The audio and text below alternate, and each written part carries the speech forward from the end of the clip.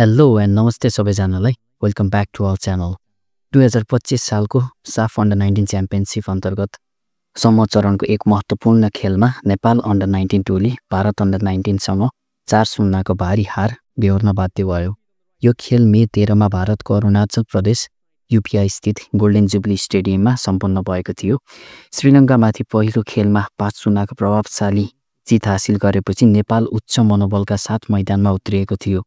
पहिलो हाफमा नेपालले केही उत्कृष्ट अवसरहरू सृजना गरे तापनि गोलमा परिणत गर्न असफल रह्यो। तर दोस्रो हाफमा भारतले आक्रामक क्षमताको उत्कृष्ट प्रदर्शन गर्दै 4वटै गोल गर्दै खेलमा पूर्ण नियन्त्रण जमायो र समूह चरणमा टप स्थानमा अहिले रहेको छ।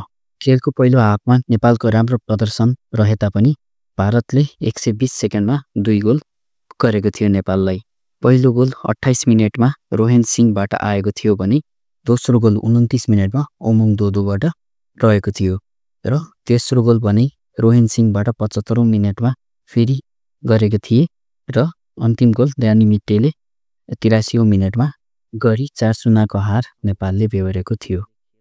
नेपाललाई भने भारतको गति र पासिङको सटिकतालाई विशेष गरी मिडफिल्ड क्षेत्रमा सम्हाल्न गाह्रो भयो।